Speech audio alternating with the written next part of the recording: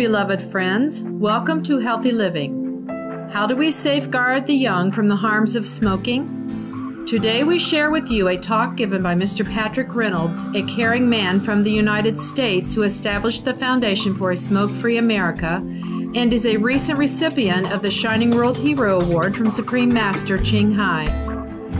In April 2009, Mr. Reynolds was invited to Greece by Health Minister Avramopoulos to help build public awareness of Greece's new no-smoking law, which took effect July 1, 2009, and to call attention to the serious health hazards posed by secondhand smoke. There was much news coverage as Mr. Reynolds was profiled by many national Greek media outlets. These days, Mr. Reynolds' Foundation is contacting health ministers in China, Russia, India, the Middle East, South Korea, and other nations with high smoking rates. He hopes to meet publicly with each country's health minister and the children of each nation to call public attention to the problem of tobacco use.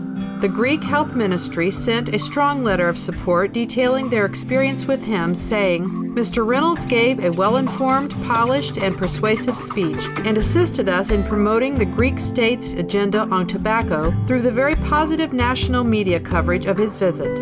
Moreover, his talk to youth at one of our local schools was a tremendous success."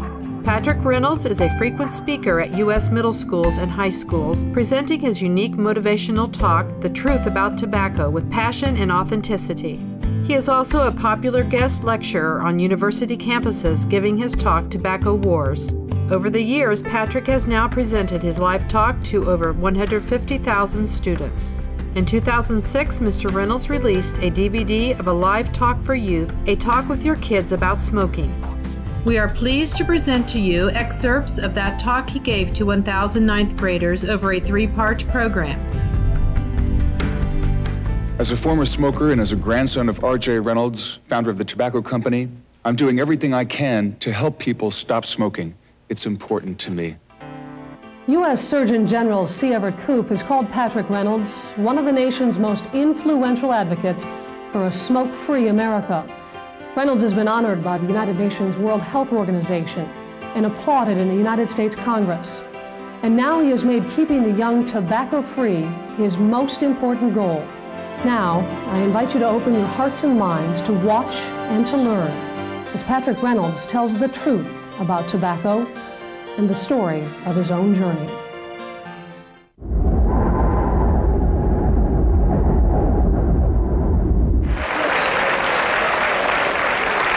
Yeah, thank you. Thank you very much. I want to begin today with a little story. It's a story of my parents divorced when I was 3, and I didn't see my dad again for 6 years. And that was pretty hard on me. I appreciate your attention here. I'd just like to see a show of hands quickly. How many of you do not have your biological father living in the house with you? Keep your hand up, thank you. And look around the room and just see how many of you there were. A lot of you share that with me. Didn't see my dad for 6 years.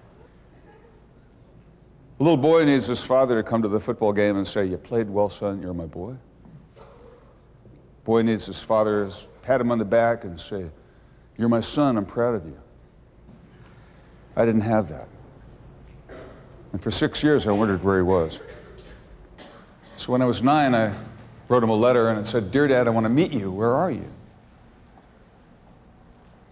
And everywhere he went, he left a forwarding address, so my little letter was forwarded some 7 times before it got into his hands by some miracle from God.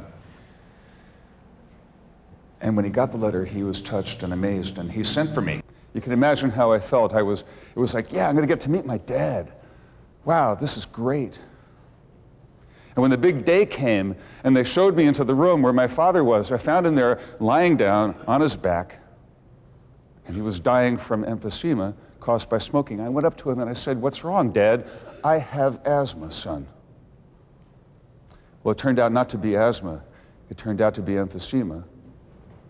And I only got to see him 5 or 6 times after that, and every time I saw my dad, he was increasingly sick and frail, and counting the time that he had left to live.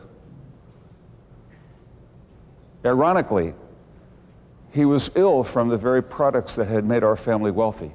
First he smoked Camels, and later Winstons. I was coming home for Christmas vacation, celebrate Christmas with my mom, and got news when I walked in the door at home that my dad had died. I was 15 years old. That's why I've devoted my life to doing everything in my power, everything I can, to making sure that our young people don't start and get addicted to this terrible habit of cigarettes. And today we're going to be talking about tobacco advertising, smoking in movies and television, and our vision of the future of a tobacco-free society.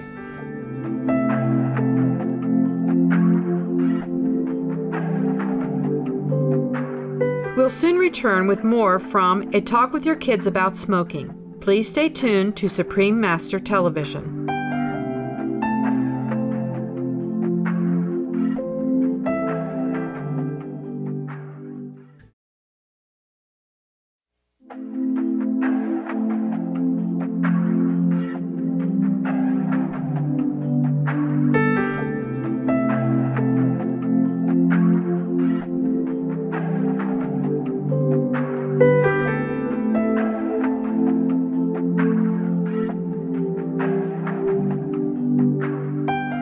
Welcome back to Healthy Living. This is the first part of a three-part program featuring excerpts from A Talk with Your Kids About Smoking, a DVD by Patrick Reynolds, founder of the Foundation for a Smoke-Free America.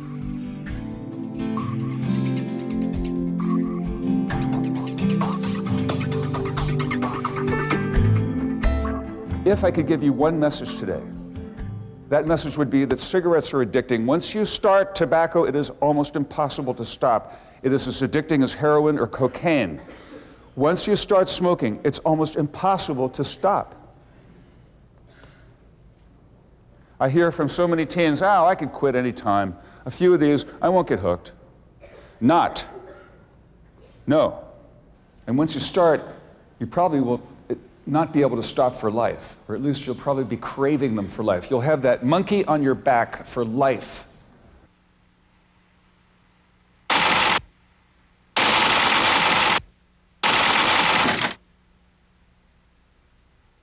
And some of you are already smoking. We already know that. Could I see a quick show of hands? How many of you have seen a friend of yours smoking in the last 2 weeks? Somebody you know at school smoking. Sure.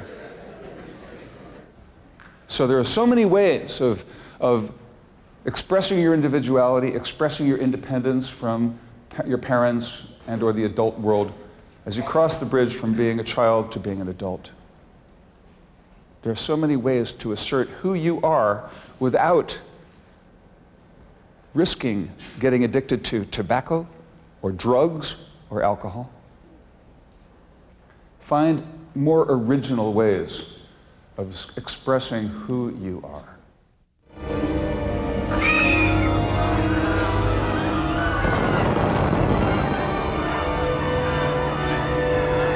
Aren't you gonna kiss me? I gotta go. Nobody likes to kiss an ashtray. Now, let's talk about tobacco advertising. The tobacco industry knows that every day 3,000 people a day are quitting in the United States. Another 1,200 are dying every day from smoking. So the tobacco industry is losing 4,200 customers every day. Who are the only new recruits that they can get? Well, let's see. 60% of people who smoke in America today started before the age of 14, and 90%, 9 out of every 10 smokers in America became addicted before their 19th birthday. That means that only teens become addicted to tobacco. Almost nobody else will become addicted to tobacco. So if they don't get you before your 19th birthday, they will not get you as customers. So they know that the only new recruits they can get to smoke are you guys. And they have targeted teens and younger in their advertising. The tobacco company's own internal memos show that. One R.J. Reynolds executive wrote in 1975, "We have to youthen the Camel brand. We have to go after We have to go after the 14 to 24-year-old age range in our advertising campaigns, for they represent tomorrow's cigarette business. They knew that. That's why they have had to pay so many billions of dollars in damages, partly because of going after our youth. How have they gone after youth? I hear so many teens tell me, Mr. Reynolds, tobacco advertising doesn't have any effect on me. Tobacco advertising had no effect on me at all. I don't smoke because of that. Well, the studies are telling us now that tobacco advertising plays an even greater role than peer pressure in getting young people to smoke. The three most heavily advertised brands, according to another study, the three most heavily advertised brands, Camels, Newport, and Marlboro, are the three brands teens choose to smoke the most. So if you smoke, chances are very good that you smoke one of these three most heavily advertised brands. And that, ladies and gentlemen, I believe it's no accident. The great Russian scientist Pavlov had a dog, and every time he fed the dog, he would ring a bell, okay? And the dog began gradually to build an unconscious association of the bell and dinner, the bell and dinner. So after a while, Pavlov didn't put the food out, and he rang the bell. And he noticed that the dog began to drool and salivate, thinking, yeah, it's supper time. The dog had made an unconscious association between the bell and dinner. So each of us has an analytical mind that makes conscious decisions. I will quit smoking, I will go on a diet, and an unconscious mind that says, just give me the ice cream, it tastes good. Unconscious mind says, just give me the cigarette, I gotta have my nicotine fix. They've manipulated millions of teens across the country by getting into their unconscious mind. The tobacco industry, in putting up ads of good-looking, independent women who are role models for our young girls, successful, powerful, strong women, rugged, masculine cowboys around a campfire, real friends together, role models for our young men. And they've associated these images of healthy, attractive role models with images of smoking and the deadly addiction of tobacco. They're spending $4 to $5 billion a year in recent years to advertise their addictive and deadly products. That's a lot of bell ringing, ladies and gentlemen. And it's no accident that they are trying to play with your unconscious mind, associating these positive images with smoking.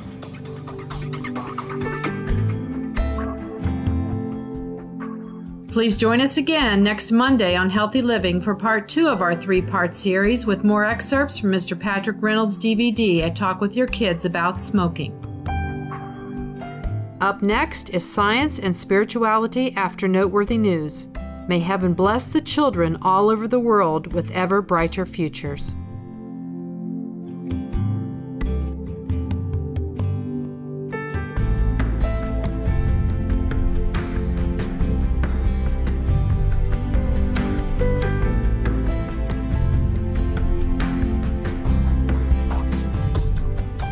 For more details, please visit www.suprememastertv.com/HL.